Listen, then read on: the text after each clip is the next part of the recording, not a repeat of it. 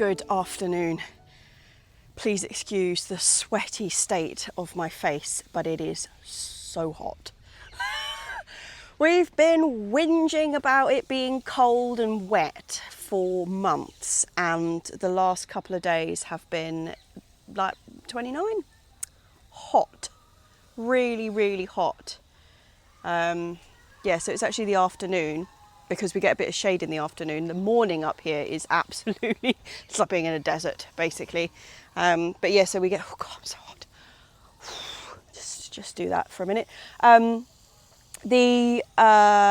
up here in the morning is just like blaring sunshine with no shade whatsoever. So we've waited until early afternoon to come up because it means we can at least escape. Right, what are we doing today, Mum? Watering for one thing, and putting the nets up over the other two arches. So you know we netted the first two arches when we planted them up. Well, when I put the beans in last week, I hadn't put the nets up yet, so I've got those to put in. We're going to sow some more carrots, do a lot of watering like I said. Right, you might have to hose me down with that actually, Mum. Not sure if you can see me, but this interesting bit of metal sculpture that we've got on here is Mum's defences against the chickens digging this up. It's interesting, look. The girls are being complete menaces at the moment.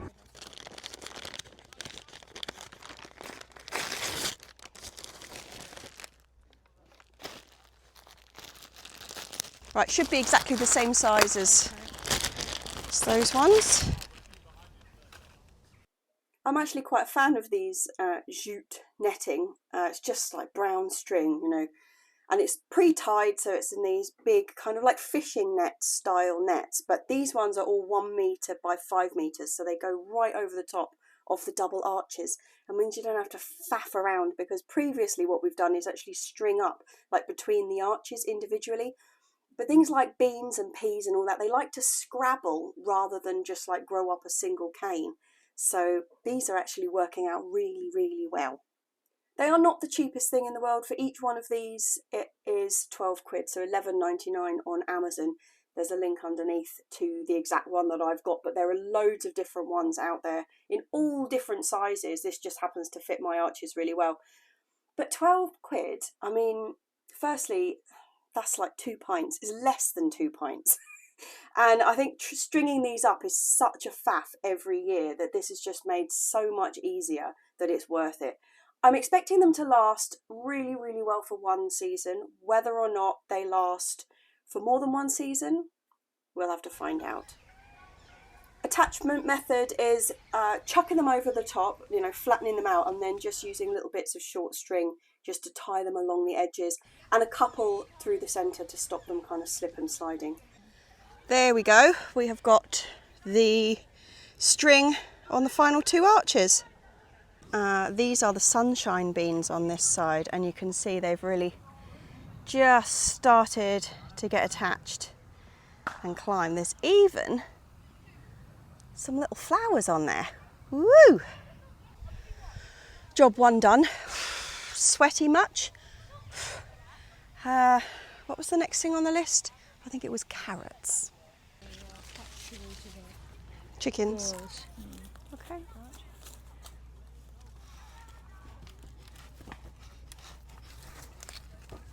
There we go.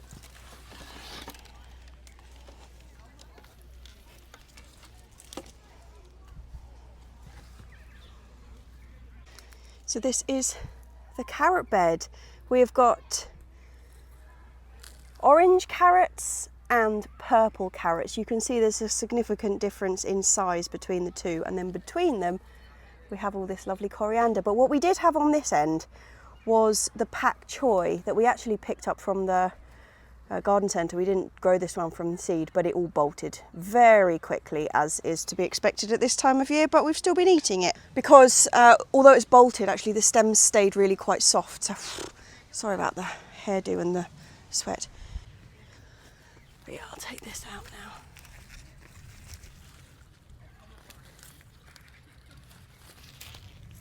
We did much spacing was much better this time with the Coriander. and Yeah. We've got coriander to use now, though. Yes, we do. I'm going to go and give this to the girlies. Yep.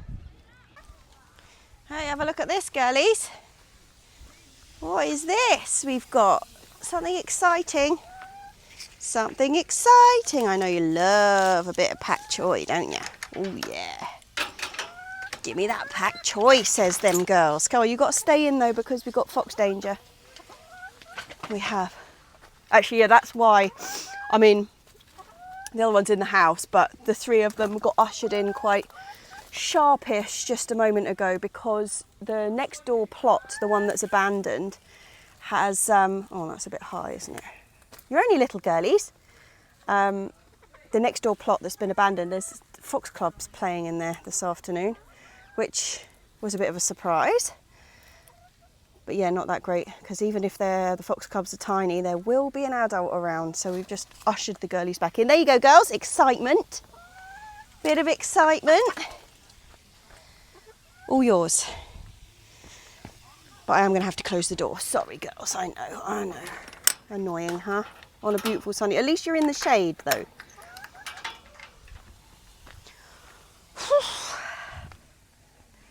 Right. What was I getting? Carrot seed. Okay, carrots. I'm doing Nebula again, which is the purple one that's just growing slightly slower, but I always find the purple carrots grow slower than the orange ones, although these ones are catching up. It's most noticeable if you're growing a mix of carrots, so you can get like multicoloured sown mix, which has normally got a white, a yellow, some kind of dark purple one, and then a bog standard orange. And the idea of it is that you're supposed to be able to have like a cacophony in your dinner of all the different shades of carrot. But what tends to happen is that they ripen at different, well, not ripen, but they're ready to pick at different stages. So you tend to pick all the orange ones first, and then the white and the yellow ones come, and then the purple ones are last. So you never get a mix of them anyway, in my experience. But these are the two that are going in. I'm going to try the Nantes because the ones we've already got in there were actually sweet candle. Because these are described as early, that tends to mean that they're quick maturing. So even though I'm sowing them late, they'll have a less sort of time. So we might get some good ones of those earlier than the others. And then I'm going back for Nebula.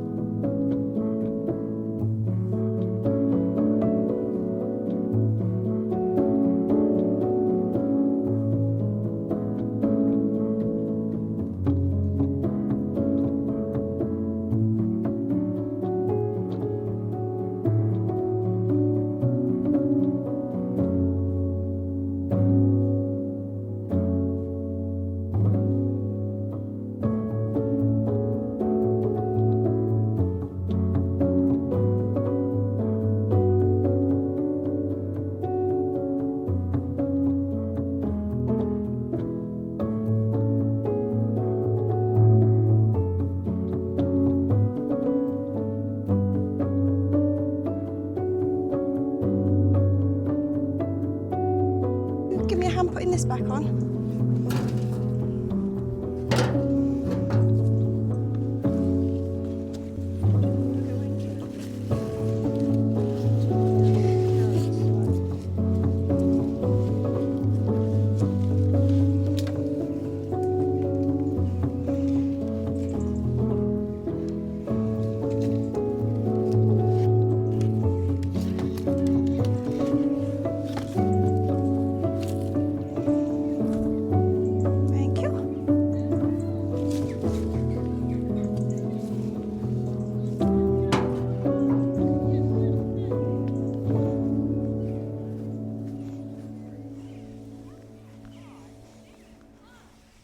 Something else we're going to do today is strip the majority of the broad beans off. So they are just behind me. I don't know if you remember, I planted them and kind of reused my tomato frame, my outdoor tomato growing frame, which is attached to the bed.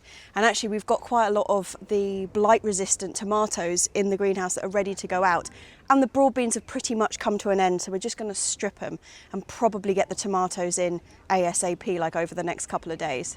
The reason I'm not going to plant the tomatoes immediately into here is that I actually want to put some good compost down, because this did have some last year, but it's looking really poor. So we're going to strip them, take out, I mean, some of these, like you can see, this has still got quite small beans on which are ready to go, but a lot of them are over. So we'll just clear it out and then mulch it probably while the beans are still in here and get it ready for the tomatoes. And I suppose by the end of the week, after it's had a bit of time to settle in and had a really good soak in the soil, because this is pretty much dust, then we'll get the tomatoes in. Cool. Does that one feel fat to you? Yeah, that feels quite fat. There are still some little tiny ones. You're going to take them off or leave them on? I'll leave them on for the minute.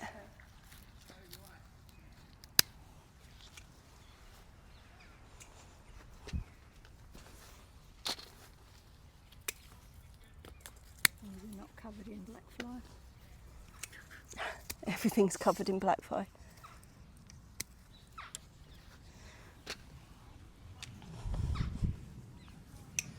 Normally our field beans, which are a very, very close relative of the broad beans, normally the field beans are the ones which end up as the nursery for the ladybird larvae. But actually seem to have missed them a bit this year. They were really late. The ladybirds were really late, and that's what these are doing now. They're absolutely covered. So we'll leave a couple in.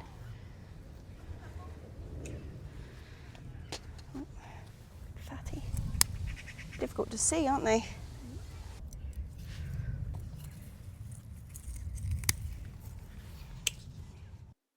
These calendula are actually self-seeded from last year when we had the tomatoes in here and we dotted the calendula through them. So we'll just leave them in here. They will have to be shuffled around a bit because some of them, obviously, you know, when things self-seed, they self-seed themselves into the least convenient spot. But supposedly, I mean, calendula and tomatoes are a really good combo to grow together anyway for kind of pests and disease scaring off reasons. But apparently the calendula is supposed to repel tomato worm. But tomato worm is miraculously one pest that I have never had. If anyone has had an experience with tomato worm, can you enlighten me? Really doesn't sound great. But above and beyond that, you know, the calendula, because it's got such big blousy blooms and they're really open, they attract loads of pollinators and ladybirds and hoverflies and all of that, which will really increase the tomato yield because it will get that pollination going brilliantly. So they will remain in this bed, if not exactly in this formation.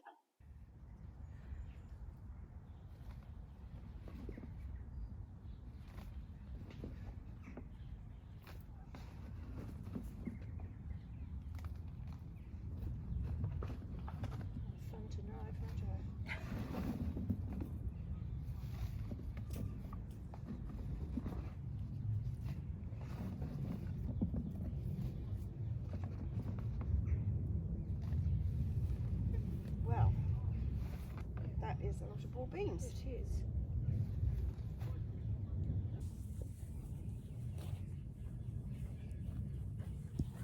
Talking of things self-seeding in awkward places, we've got a lot of self-seeded rocket like all over the plot. But this one is exactly where this sweet corn is trying to grow. And all the other sweet corn in this bed are about a third bigger than this one, so it is really suffering from it. So I'm just going to nip this back to the base so it will regrow some fresh stuff and stay out the sweet corn's way for a while. We're going to head off for the day in a mo, but before we do, there is something else to pick on the plot, which, I mean, I can't even tell you how excited I am about it.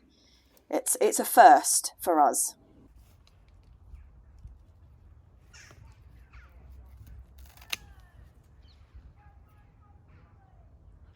After many years of trying.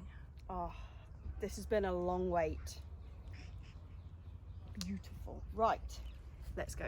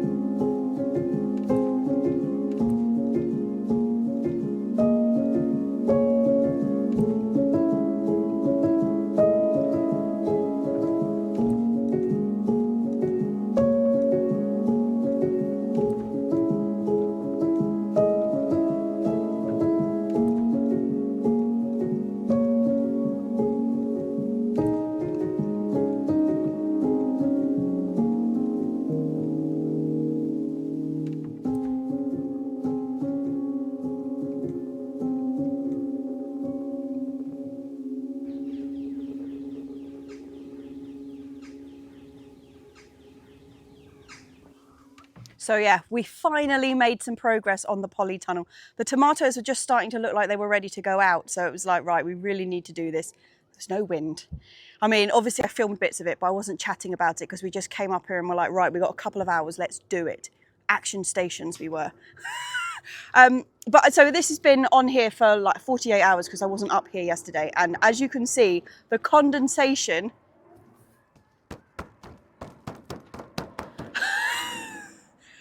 and we obviously left it just as a completely sealed box. Obviously this is where the door is supposed to be. And this morning I am up here to cut the hole for the doors and the windows. Let me go and get a Stanley knife.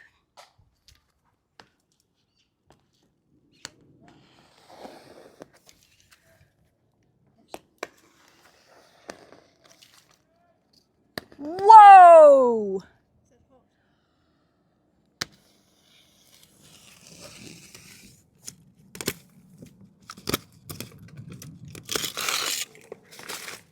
That is hot.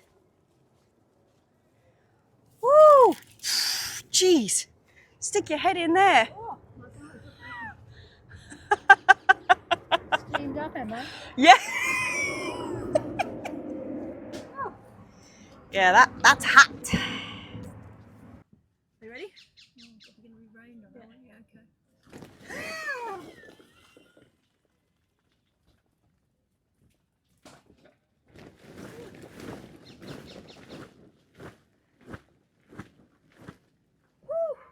That was nice.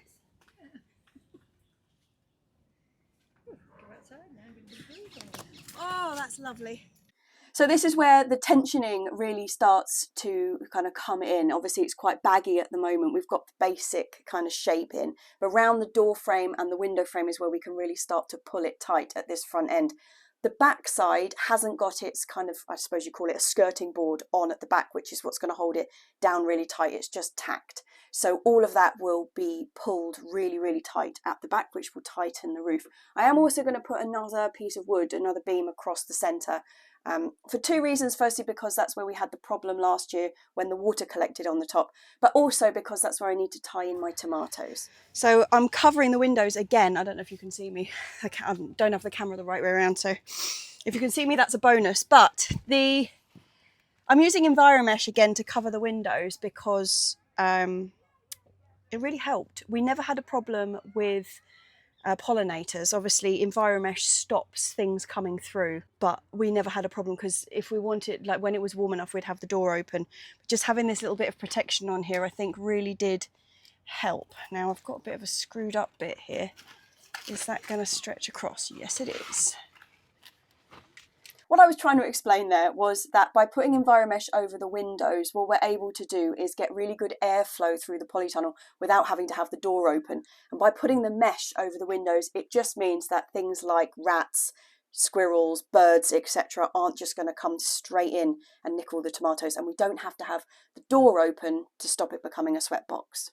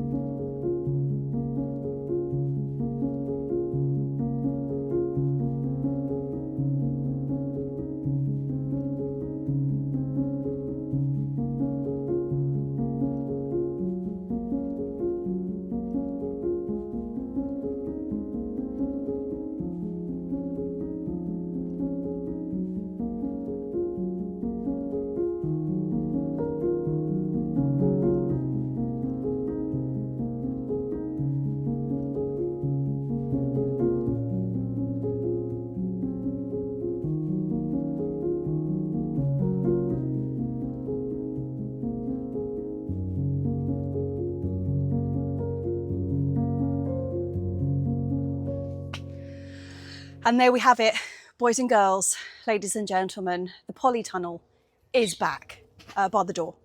Forget about the door, no door yet. But I'm going to pause here with this because the tomatoes are actually looking totally fine in the greenhouse. They are so far behind where they would have been last year. I had this planted up in May last year. It's just absolutely nuts that it's now like 2/3 the way through June, and they're not priced up, but they are not pushing to get out of the greenhouse because they're fine. They're in quite small pots, but they're happy with it. What isn't happy is a lot of the other stuff that I've got in that greenhouse. I've got spinach, beetroot, chickpeas, all of that kind of stuff, which are really suffering and are desperate to get out into the bed. So I'm going to pause here because there's a bit of thinking that has to take place about where I'm going to plant which tomato, because they do get to quite wildly different sizes. So the beginning of next week's vlog is going to be the big tomato plant out, in which we will discuss varieties and why I'm planting them the way that I'm planting them. But for now, I'm going to do a rescue mission on spinach and beetroot and chard and all of that kind of stuff, which is suffering terribly in the greenhouse. Yeah, oh, I'm so happy that this is back and running. Yeah, in here there's quite a lot of things that are suffering. As you can see, this is the spinach, and some of it's looking pretty good, but some of it really has dried out. Obviously it's quite wet now, but if you don't get up here early in the morning, they just fry. They've gone at this end too. These ones are, there's a couple of courgettes in here that I'm going to put out now, and there are the, you know, what are they called? Pumpkins and winter squash and stuff, which I've got to decide what bed they're going to go in. Okay, first things first, I'm going to get the courgettes out first, because then that bed is pretty much finished and I can get the second cover over and just leave them be. The amount that the ones that I put in, what was it, 2 weeks ago, have grown. They look fantastic. So yeah, these little chaps need to join them.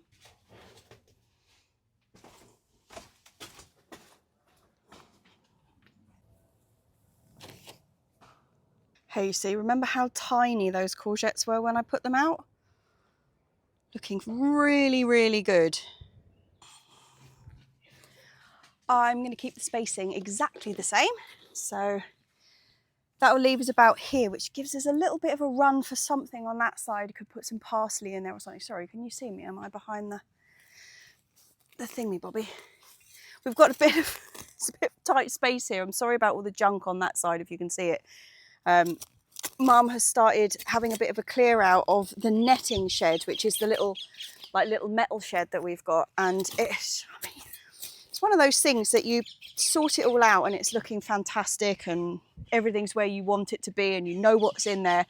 And then over the course of the year, you just keep opening the doors and chucking something else in there. And that's at the state we're in now. It's an absolute sty. It's a sty. Right, little Bianchis, out you come.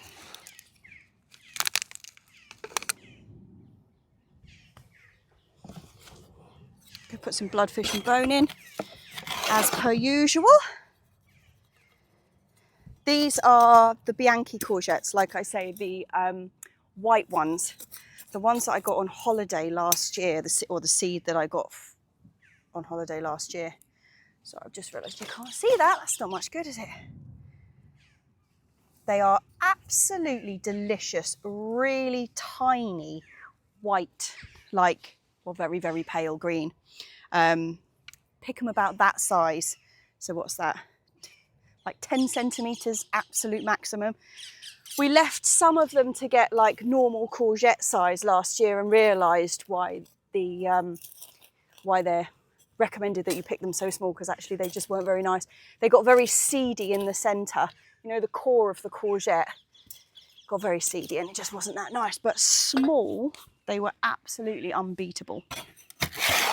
So yeah, I think they have become a bit of a permanent fixture.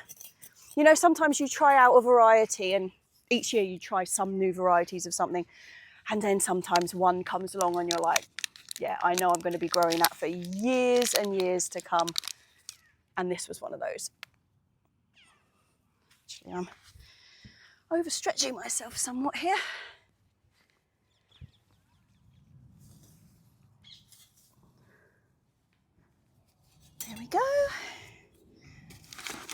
limiting myself to the 6 courgette plants this year, so as not to feel the courgette overwhelm, although I'm sure we still will. There is actually a Patterson Gagat in the greenhouse which I want to get out, which is like a dark green patty pan. Really, really nice. But I'm not going to put it in this bed, I'm going to find another hole for it. Okay, spinach. Where am I going to plonk you?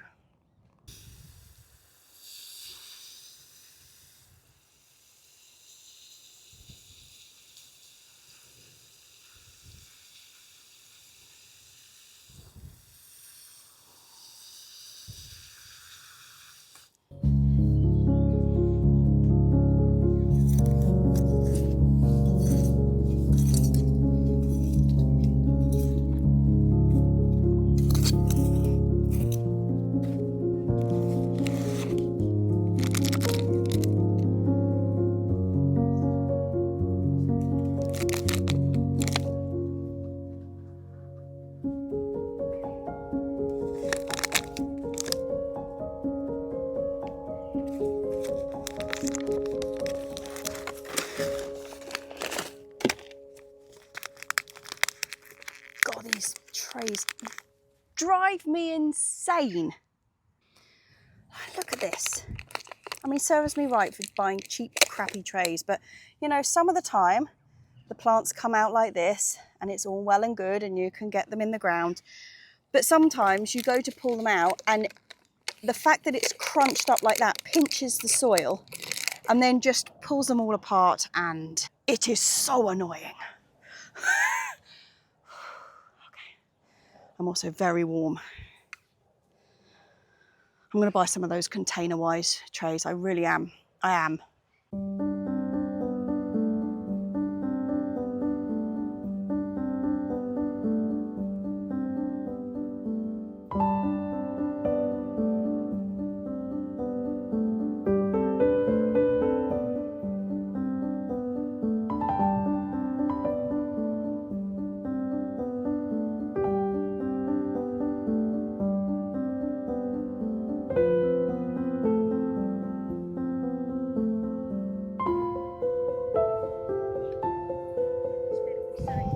Yes, it will. Right, these chaps are all, apart from the 2 Bianchi courgettes, they are all pumpkins to go in the bed when we prep it. And these guys are beetroot. Chioggia, burpees, golden, and bolt hardy. So good. Get a few rows in that. Do you reckon this will finish off this bed? No, not quite. No, I'll probably have 3 rows. So yeah, actually it probably will finish off this bed, because if I go here, yeah, I forgot we had those.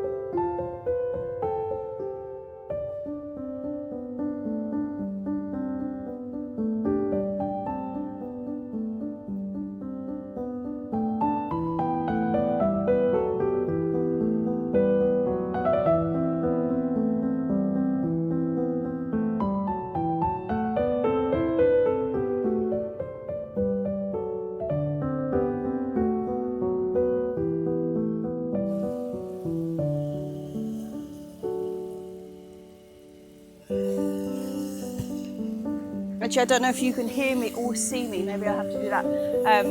But this is where I sowed the 2 rows of rocket a couple of weeks ago. all of which came up looking fantastic, but one whole row and half of the wide leaf one has gone the way of the chickens. Hence, they have been banished to their house at the moment because there's so much vulnerable little seedlings around, and they just love, they don't even eat them half the time. They just hoik them out. So annoying. So yeah, girlies, banished. Right. I think that's probably me just about finished for today. There's more things. I'll just crouch, then at least I know you can see me. There's more things in the greenhouse that do need to go out. Chickpeas for one, but they're looking okay. So I'm looking past you because I can see straight in there. There's parsley, there's basil, there's chard. But this was the most pressing stuff, so I'm pleased we got that in. And I'll probably get the rest in early next week, along with the tomatoes. Tres exciting. Great. Productive day. Actually, that was a smidgen premature because just as we were off, we realised that we needed potatoes and lettuce for dinner. So, yeah, we're going to dig up a couple of these potatoes. These have really, really suffered with the hot weather, and take a lettuce. And we'll see you back at home for a well-deserved glass of wine, I think, chaps. Got lots of them. Let me come across a bit. It's absolutely bone dry, isn't it? Totally barren.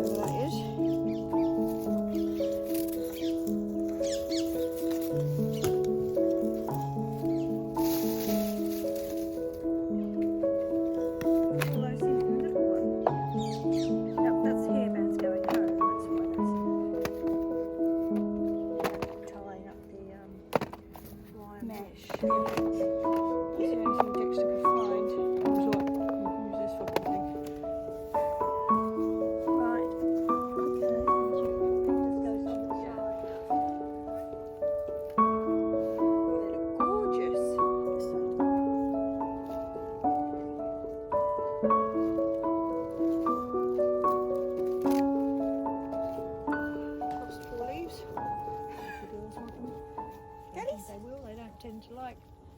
Yeah. It's a nice lettuce, though. Isn't it? Cheers, chaps. We have a covered polytunnel. I'm so pleased that we finally got that done. It's just been a weird year in the sense that normally, it'd be the end of May that I normally plant my tomatoes out into the polytunnel. And I really genuinely don't think it was lack of polytunnel that has pushed me back on this. It's just been really, really slow. And I was walking around our whole allotment site the other day, and it's a couple of people who always grow their tomatoes outside. And there's one particular guy who is just everything he touches just grows brilliantly. He's just one of those, very annoying. But he's about 8 allotments down from me or whatever, and he's only just planted his tomatoes out now, and they're the same size as mine. So I don't think it's just me. And then when I was covering the polytunnel, obviously people are walking past or whatever, a couple of people are like, oh, good to see you're finally getting your polytunnel cover on. It's like, oh yeah. But they're like, yeah, my tomatoes are really tiny, and then I've lost some to slugs, and if you've got any spares, send them my way. So I really don't think it was just me. It's just one of those years. You get odd years sometimes, don't you? You do, and it's one of them. But I'm so looking forward to next week. So in the greenhouse, I've got them all lined up in varieties. Now I've lost some varieties of the ones that I originally sowed. I only sowed 2. Not of all of them. There were a couple that I sowed more because I knew people wanted them specifically. But generally, I only sowed 2 of each variety that I wanted to grow. And my kind of general thought was I was sowing way too many than I was going to be able to house in the polytunnel or anywhere, really. And so the theory was any that didn't survive or didn't come up or whatever, well, I just write them off and grow them next year. That's worked out actually better than I thought, because a lot got eaten in the greenhouse, which has never happened to me before. Tomatoes are one of those things that, because I think it's because of their hairy leaves, like normally they just don't get touched. This year I've lost, well, I know for certain that I've lost at least 3 varieties where both have gone. Basically, I just have to have a really good look through next week and see what we've got, and then see what I can give away and see what we're going to plant at home. But yeah, strange year for tomatoes. Very strange. But once we get the tomatoes out of the greenhouse, it means I can get the quad grows set up to get the chilies and the aubergines in, which is also exciting. I'm going to grow 2 cucumbers in the polytunnel too. I'll talk to you about my setup next week because I've made some changes from how it was last year or how it was previous years. But yeah, I'm going to try and get 2 cucumbers in there, which should be really good, because cucumbers and aubergines, I've said this before, like I tend to get really big problems with red spider mite on both of them. And red spider mite hates humidity. And although both are covered environment, between my polytunnel and my greenhouse, they're really quite different. The polytunnel is really humid and the greenhouse is really dry heat. So yeah, I'm hoping that I'm going to be able to get some really good cucumbers in the polytunnel this year. I think I'm going to grow them up over the door. That hasn't been decided. But yeah, it's been sunshine, it's been glorious, it's been boiling hot, which has been incredible because it just feels like we haven't had a summer yet. Unfortunately, looking at the forecast, it looks like that was it for the time being. Like we dropped straight back down to like 19, 20 this coming week, first week of July, by the way. Next vlog will be the first July vlog. Cannot believe it. Cannot believe it. This year is completely whizzing past. That's the 6-month mark, isn't it? 6.5 the year's gone. It's gone. Oh. Anyway, yeah, I'm running way over time yet again, chaps. So I'm going to say cheers. Cheers to my patrons, who are those people at the end of the vlog who keep this thing going. And cheers to everybody else who watches every week. Let me know, have you had the best tomato year ever? Because I'm saying this thing about tomatoes and like my site is not doing very well on the tomato front. But Johanna's tomatoes, actually I'm seeing Johanna tonight. I'll ask her if she's got any pictures and I'll show you next week, because her tomatoes, like when we swapped, I gave her some that were this big and hers were literally like 4 foot tall. Things are obviously better in Hazelmere than they are here. Dear me. Cheers, chaps. I will see you next week for July.